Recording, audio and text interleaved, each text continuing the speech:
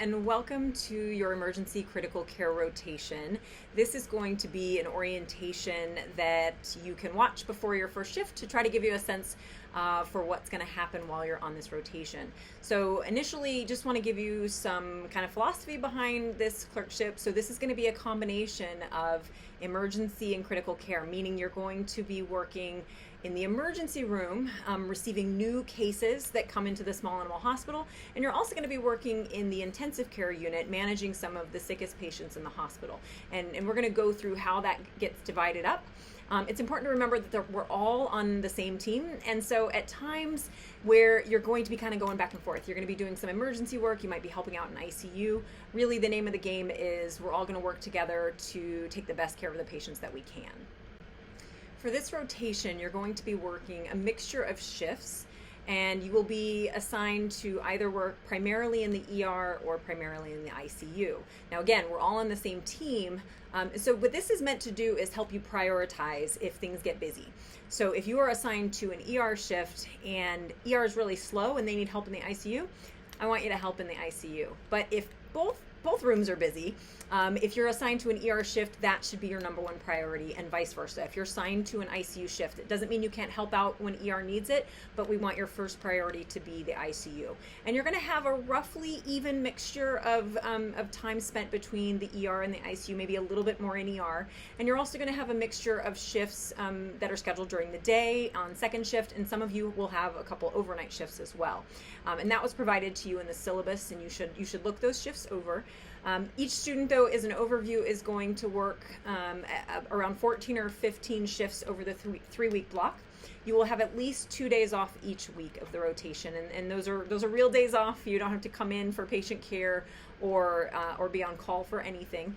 The one thing we ask is that you keep available, so in case during your shift you had some patient care responsibilities and there was some confusion about whether you gave a medication or something happened, that we can get a hold of you to answer those questions if we need to. But in general, we're going to leave you alone on your days off, and if you do a good job of documenting everything you've done during your shift, we won't be calling you at all on your days off. When you're assigned to an ER shift, as I said, your first priority is going to be seeing new emergencies. And so we're going to talk about how we communicate when we talk about how we use the doc halo.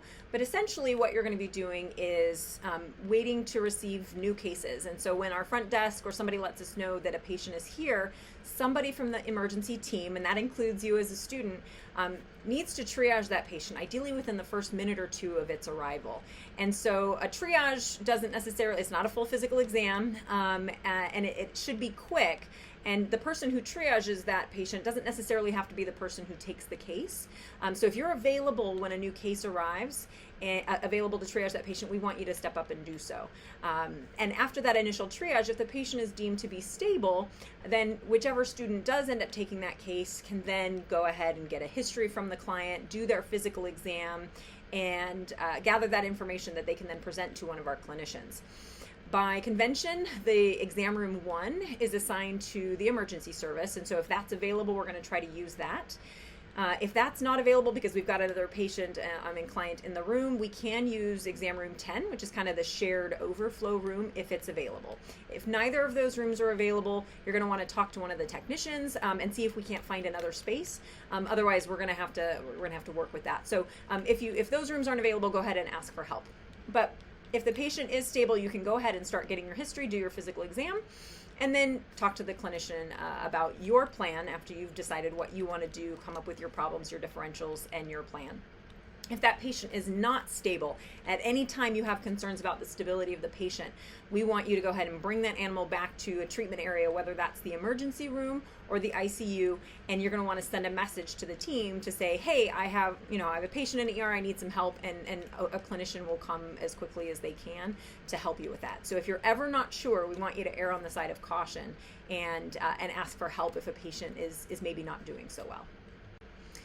When you're on your ICU shifts, your priority is going to be taking care of the patients in the ICU. And so when you arrive for your ICU shift, you're going to want to head to the ICU and talk to the technicians and or clinicians that are around so that you can learn about all of the inpatients. Typically, we're going to assign you a certain number of cases to be primarily responsible for, and whenever possible, we're going to prioritize assigning you to the cases on the emergency critical care service.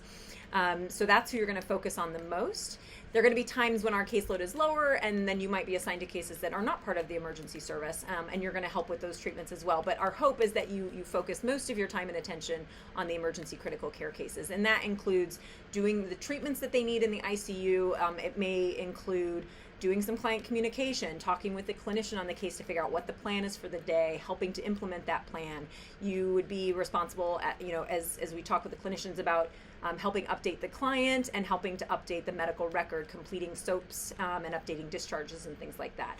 So it's going to be a mixture of helping with all the patients in the ICU, but really trying to focus as much as possible on the patients under the care of the emergency critical care service. Of the paperwork, most of the paperwork is going to be completed on Vision. So you want to find one of the network computers and open the Vision app. Go ahead and enter your credentials to log in. And that'll bring you to, the first page will be a patient medical record page, but it's going to be blank. So you have to choose which patient you want to work with. And the easiest way to do that is if you know the six-digit patient accession number or the medical record number, you can just enter that number and then hit enter or hit the green refresh arrows here, and that will bring up the patient you're looking for. Another option would be to click on this schedule tab up here. Mine is defaulted to be the emergency service, which makes sense. And then I can, if I know when the patient came in, I can click on that patient and I can choose the view patient EMR or electronic medical record, and that will bring me to the patient I need. Now, this screen will default to the current day's schedule. On the emergency service, we work 7 days a week, so we do have to change this to the 7-day if you want to see Saturday and Sunday. And then you can go up here and navigate to the previous week to try to find, or future weeks to find what you're looking for. But once you've found the patient you want to view, you click on patient electronic medical record, and that will bring you to a page like this. And from here, you have a number of options. So you can go back, if you click on the Forms tab, that should bring you to any documents that were either created in Vision or have been uploaded to Vision. So this would include referral paperwork if a patient has been referred from another practice, and it's also where you're going to find the paperwork that we have created. So discharge letters, SOAPs, and similar documents. If you're looking for blood work results, you're going to click on labs. If you want to see prescriptions, you're going to go into the prescriptions tab. If you'd like to go back and look at our communication log, again, most of these tabs make a lot of sense. Now, if you want to create a new document, which is what you're going to do a fair bit, you're going to come over here to this Create New Document. So that green plus sign, if you click on that, you'll notice you have a number of options under this Emergency/After Hours tab.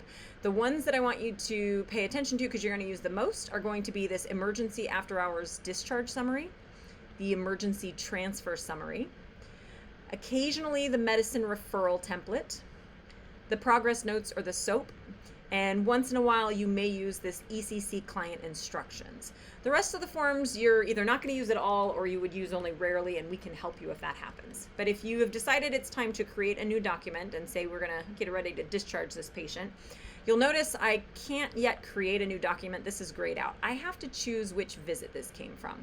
And so if the patient has been here multiple times in the past, you can go back and look through those. Generally speaking, though, the most recent one is going to be the emergency visit we care most about. And so that's what you're going to select. Once you do that, this Create New Document form becomes ungrayed, and I can now create a new document.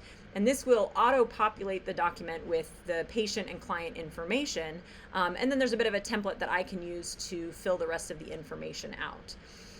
Importantly, once I'm done with this, you'll notice that I'm the author here because I'm the one logged in when this was created. And you will be the author if you're logged in when this is created. But you'll need to add the doctors and other your students, other classmates that would need access to this by clicking on the authors or clinicians tab. And so you'll notice you can click between faculty, interns, students, technicians, whoever you need to be on the document. Now again, I'm defaulted as the author because I've created this, but I will need to create a clinician, and so I'm going to go ahead and set myself as the clinician as well. Vision won't let you save this document unless there's a clinician attached to it, so you will need to do that at that point. It's important that you include anybody who might need access to this document when you create it, because if somebody's not listed, they won't be able to access this and make any changes. So as a general rule of thumb, we recommend that you look ahead, and we'll show you how to do that on the Doc Halo, at who might need access to this form and to make sure that those people have access. Otherwise, we might be having to call you after your shift so that somebody can get us access to the paperwork. So once I've got that created and I've filled some things out, I need to make sure I save this frequently so that I don't lose my work. When you as the student are finished, you won't have this option to finalize the paperwork, but you can change it to ready for review. And that will let you know, that will let me know as the clinician that you're happy with it, and it's now my turn to look over it and finalize it when it's ready. So that's going to be the majority of creating forms in Vision that you're going to want to use. I'm not going to save this one, so that's going to be the bulk of what you're going to use. So using those new documents, and then we'll have an opportunity to go over some of the other actual physical paperwork and what you'll need to do. We'll talk you through that on the rotation itself, because it's probably a lot to keep track of for this. Okay, so now I'm going to review some things in the Doc Halo, because you just may not be familiar with these yet. So when you're on Doc Halo, this depends, it'll look a little different if you're on an Android versus an iPhone, which is what I have. But if you find the organization tab, for me it's down here at the bottom, and then you click on schedule, and then next you're going to tap on the VTH. For the emergency service, you're going to scroll down, and we're fourth from the bottom. If you click on that VTH Small Animal Emergency Services, that will bring up the today's schedule. So I can scroll through and see all of the people who are scheduled for today with the Emergency Critical Care Service. So criticalist, the emergency faculty, the intern on during the day, the intern on overnight, as well as all of the students and the technicians that are on throughout the day. And so that's really helpful for trying to figure out who needs access to my paperwork or who's going to be coming in later. It just makes it really nice. I can also swipe to go to the next day, or swipe to the left to go back to the previous day. So I can look ahead to see who's going to be working in the coming days, and that again helps me know who needs to be involved in the various cases. Now, so the other way that we use Doc Halo on this service is we're all on the same team. So if I go back to messages, if I click on that little pen and paper in the upper right hand corner, and I want to send a message to the emergency service, if I start typing in emergency, that second option, the VTH Small Animal Emergency Team, if I send a message to that group, it will automatically go to everybody who is currently active on that team, on that page you just saw. So if somebody hasn't started their shift yet, they won't get the message. But I don't have to go and look and see who's working right now or who's available. And we like to use this. It means we get more Doc Halos and we get some annoying chirps all the time, but it means I don't have to sit there and chase down individual people and say, are you available? Are you available? So if you as the student need some help, you just send a message to the whole team and say, hey, I need help, I'm in the ICU, and hopefully somebody will come and help you soon. And the other services, including the front desk, use this a lot as well. So when a patient arrives at the front desk, they don't search out an individual person. They send a message to the whole team saying, hey, Milo is here for his appointment. And then we can all look and say, cool, if you are available to triage Milo, then you can send a quick, I'm on it message to everybody so that the rest of us know, okay, that person is taking care of Milo and they're going to go triage him. And then you get out there and you say, hey, I need help. You send that to everybody. And again, you don't have to try to pick and choose. You also don't have to worry about, oh, has so-and-so left for their shift yet? If they have, if they're not working anymore, they won't get these messages. So you won't inadvertently bother people who aren't working. And so it's just a really nice way to use the Doc Halo to communicate on our service. So that's just a very brief overview of the emergency critical care rotation, and we hope it provides you a little bit of information before your first day. We recognize that we are not going to cover everything, and even if we did, you wouldn't remember all of it anyway. So if you remember nothing else, it's that it's really important that you feel comfortable asking questions. So if there's something that you're not clear about, whether that's today or halfway through the rotation, please reach out to one of us and ask questions. We're all super nice people, and we're here to help you, and we want you to have a great experience and to learn as much as you can over this 3-week rotation. So please ask your questions. If you have to ask the same question multiple times, that's fine. It's still better. And then have some fun, work hard, help each other, and we think you're going to have a really great time and learn a lot, and we look forward to working with you.